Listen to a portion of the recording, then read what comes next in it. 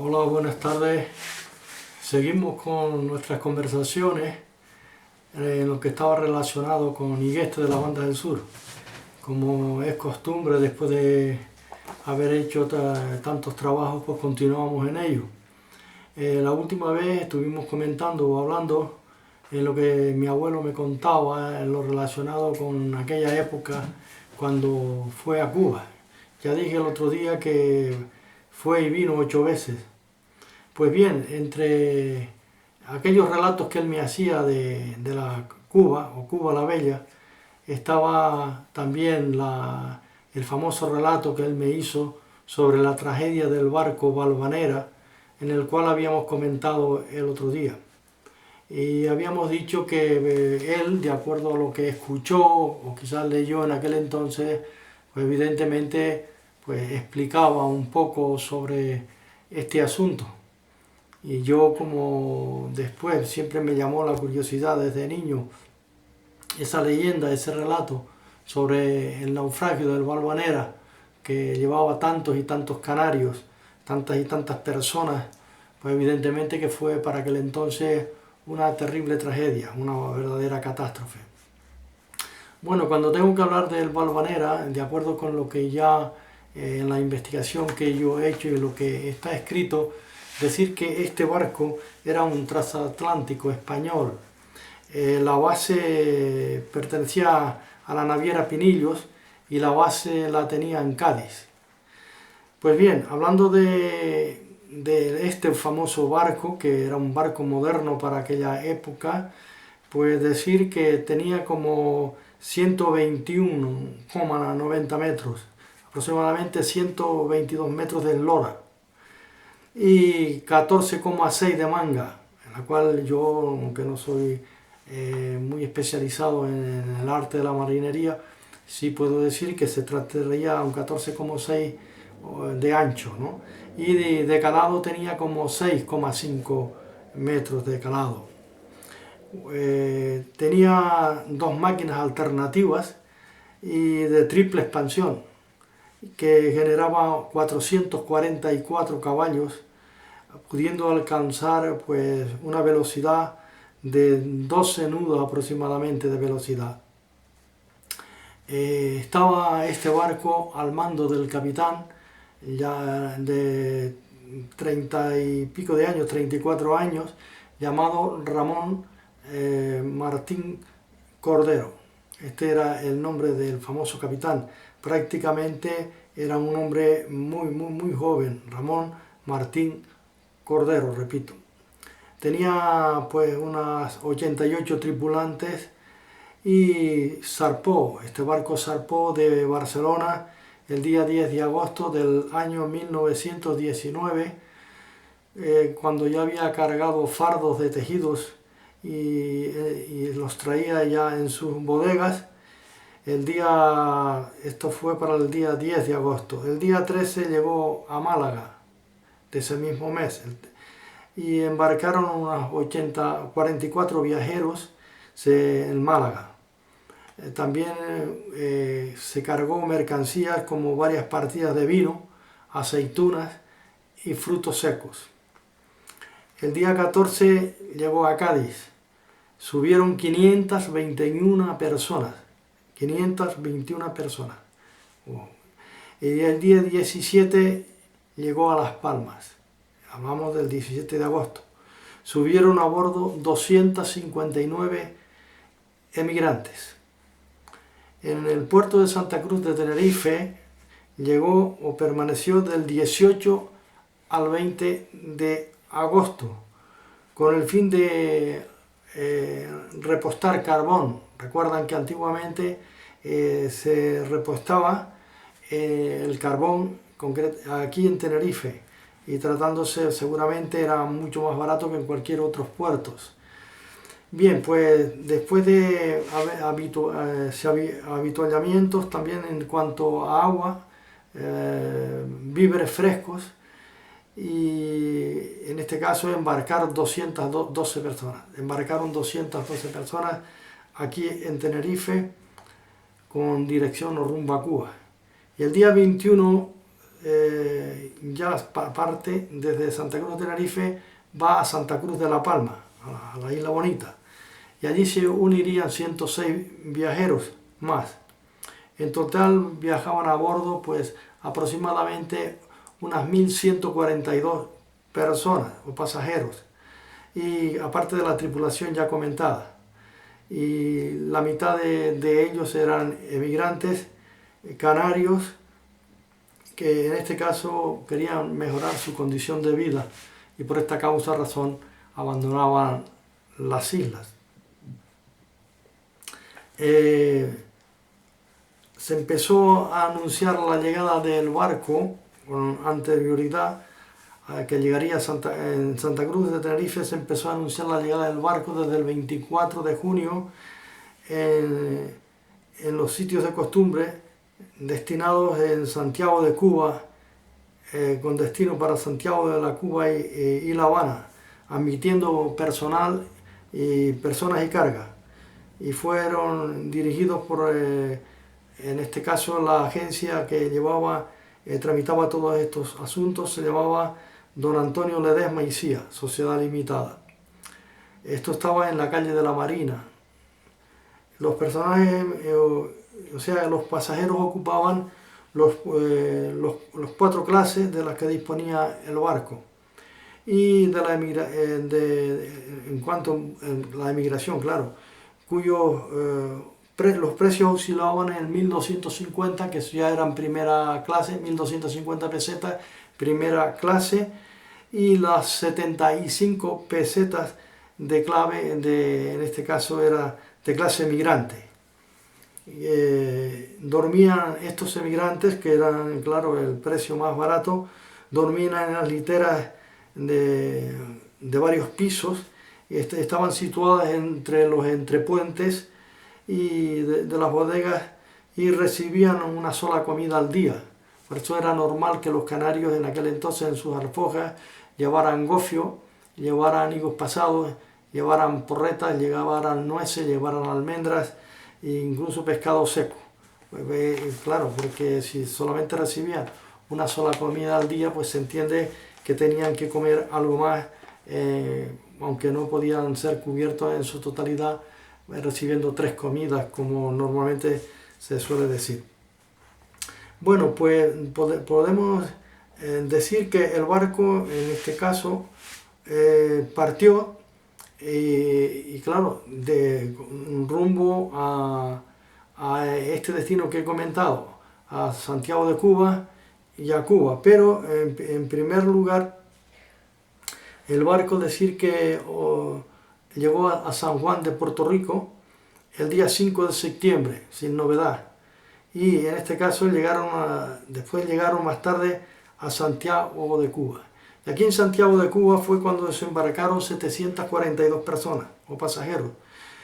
Aunque la mayoría tenían el billete para ir al puerto habanero, pues observamos, o en este caso dice la historia, que la gran mayoría de todas estas personas se bajaron del puerto, o sea, en este caso sin haber llegado al puerto habanero, se bajaron en Santiago de Cuba 742 pasajeros. Y eso realmente, el bajarse, aunque ellos tenían el billete para llegar a La Habana, pero había también un tren que los llevaba de Santiago de Cuba a la misma Habana, que eran aproximadamente 800 y pico kilómetros por autopista. Y la gran mayoría, pues bien que se entretuvieron en los bares tomando ron, etcétera. También hay que entender que en ese día, pues en esos tiempos, estaban las mujeres mulatas, etcétera, y eso, pues ellos, atraídos por la novedad, jamás habían visto, pues perdieron el barco la gran mayoría. Total que fueron 742 personas las que se quedaron en este lugar, y ya ellos se las arreglarían, como he comentado antes, usando el tren. Pues es curioso que eso, cuando hablamos del día 5 del Valvanera, el barco Valvanera había llegado al puerto de Santiago de Cuba. Bueno, pues ese mismo día por la tarde ya el barco parte de Santiago de Cuba para el puerto habanero. Muy curioso que cuando ya parte solamente llevaba 488 personas más la tripulación. Y es curioso que, si de acuerdo con la investigación que ya yo he tenido acceso, cuando le cogió el terrible temporal, un huracán impresionante. Para aquel entonces los lugares de meteorología y todas estas cosas que se anuncian con anterioridad, pues no le fue, o sea, en este caso no le eran noticias al capitán. Bueno, pues cuando él iba ya pasando por la costa de Matanza, es a las 5 de la tarde aproximadamente, cuando parte de Santiago de Cuba hacia La Habana, pues ya es cuando ya le pilla el temporal, le pilla el terrible huracán. Y es cierto que hay una comunicación por el inalámbrico al puerto habanero, donde el capitán dice, aquí barco Valvanera, soy el capitán Ramón Martín Cordero, voy capeando el temporal sin novedad, estaré mañana al amanecer frente al Morro. Bueno, pues evidentemente estas son las últimas comunicaciones casi que el barco tiene con tierra, los contactos que tiene con tierra, o en este caso con las capitanías del puerto. Se ve que el huracán tuvo que haber sido apretando más fuerte, cuando el barco aproximadamente a las 12 de la noche aparece frente al Morro.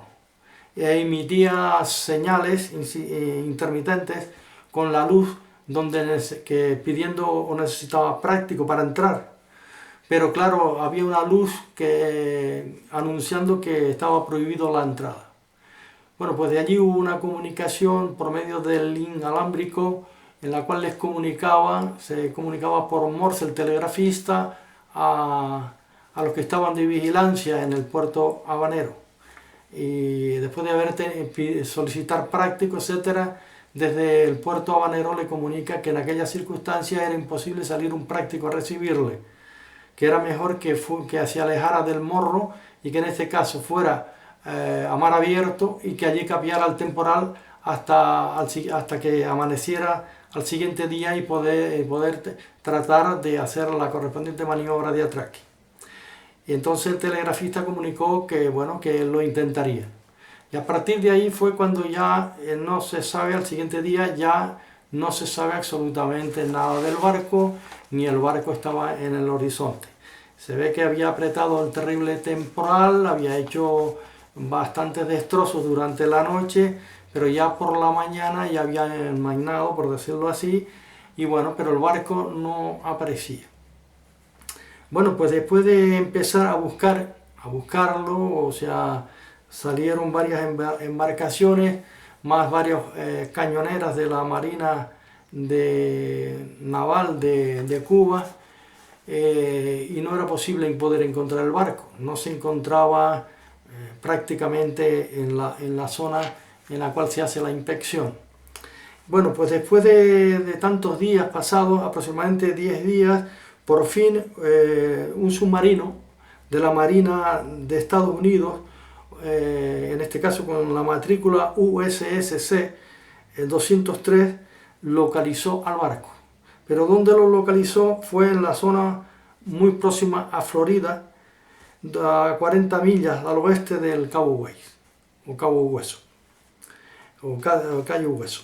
Se encontraba a 12 metros de profundidad y estaba encima de las arenas movedizas, y el barco paulatinamente se iba hundiendo. Quiere decir que sí, que se le veían los palos, etcétera, pero que era el barco. Pues después del submarino y la Marina de Guerra estadounidense y parte de los buzos, etcétera, hicieron una exploración con algunos otros periodistas, efectivamente se pudo leer en las letras barco Valvanera. Allí se encontraba desgraciadamente el barco, pero no solamente el barco, sino toda esta tripulación y todos esos viajeros, y no se encontraba ningún superviviente, en la cual quiere decir que el barco había arrancado de costado, jugó con él el fuerte huracán y lo acorraló, por decirlo así, y en este caso toda la gente, seguro que estaba en bodegas, en las bodegas, y por eso no se encontraban supervivientes. O sea que el barco en este caso estaban dentro de la barriga o la panza del barco, ¿no? Es muy curioso que se trató de tratar de rescatar a las personas para darles sepultura, pero esto era muy complicado y definitivamente pues desistieron de ello. Sí es cierto que ha habido muchas leyendas en lo relacionado con esta triste tragedia, porque bien se pudo observar que los 14 botes salvavidas y las que tenía, y en este caso, y también las balsas, estaban en su lugar correspondiente. No les dio tiempo a usarlo. Era imposible, claro, en una terrible tormenta poder, en este caso, hacer una maniobrabilidad y tratar de salvarse la gente. Decir que estos botes salvavidas tenían capacidad para 494 personas. Y en este caso las balsas también podían albergar 312 personas, pero a causa del huracán no se le permitió. Bueno, pues a partir de esto sabemos, y según se cuenta, los buzos, los cazatesoros, sí es verdad que han hecho inspecciones en la zona del barco. El barco continúa hundido allí en esas arenas movedizas. Han rescatado parte de algunas cosas del barco, como un ojo de buey, también la letra de una letra del barco, Valvanera, una de las letras, y también asuntos como vajillas y algunas otras cosas pertenecientes al barco. Pero lo que sí está claro es que el barco, pues, y toda su gente, toda esa tripulación, todos esos viajeros, pues perecieron desgraciadamente en esa terrible tragedia. Después podemos decir, ¿qué podemos decir al respecto sobre este tema tan misterioso como fue el barco? Ha habido muchas especulaciones, muchas premoniciones y presagios, claro, por supuesto. La primera dice que los más agoreros decían que los marinos consideraban de mal fario que el barco perdió el ancla de estribor cuando partió de Santa Cruz de la Palma. Se dice que al barco partir, levantar el ancla, sea de estribor, que en este caso sería la parte derecha, se perdió el ancla, y esto lo consideraban supersticiosamente los marineros como del mal fario. Después también se comenta, en el segundo punto que quiero considerar, los más pesimistas dicen o opinan que fue debido a un error ortográfico del barco cometido en esas letras que decía Valvanera, porque al escribir el nombre del barco, la Virgen de la Valvanera se venera en La Rioja, y que en este caso se escribe Valvanera, o la Virgen de la Valvanera se escribe con 2 V. Sin embargo, el barco sí, es cierto que llevaba la V primera, Val, pero la segunda era con B. Y debido a ese error ortográfico, pues dice que, bueno, que fue una maldición y que por esa causa el barco naufragó. Bueno, eso es lo que se comenta. Hay otros que dicen que llevaba una carga inmoral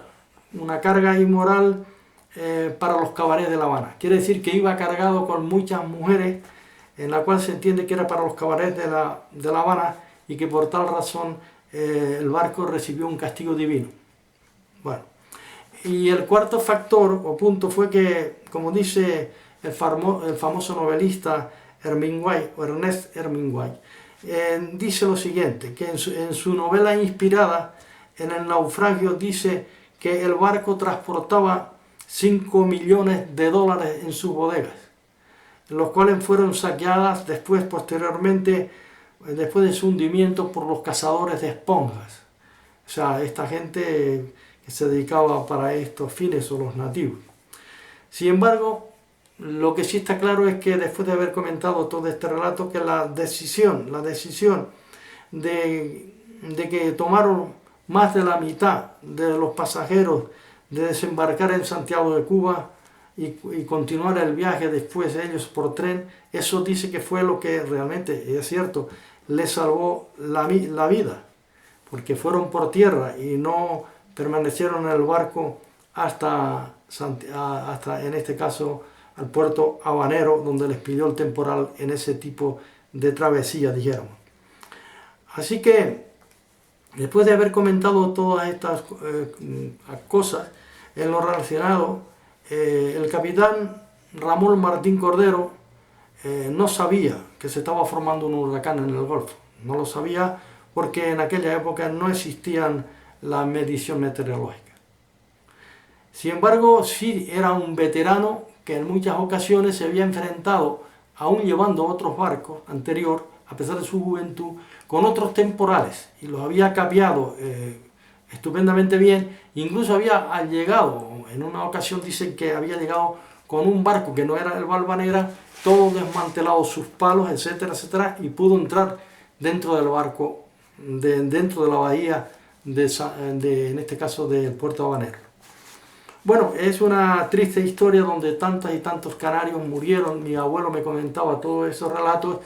Mi abuelo, me acuerdo que me decía de que en Cuba, de que había muerto mucha gente que fue de Arafo, incluso que murieron mujeres y niños.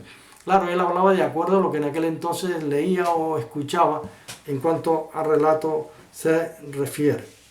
Sí es cierto que el barco había pasado la inspección, como decir el ITV, unos 12 días antes y se encontró en perfecto estado de navegabilidad, o sea, no tenía defecto alguno.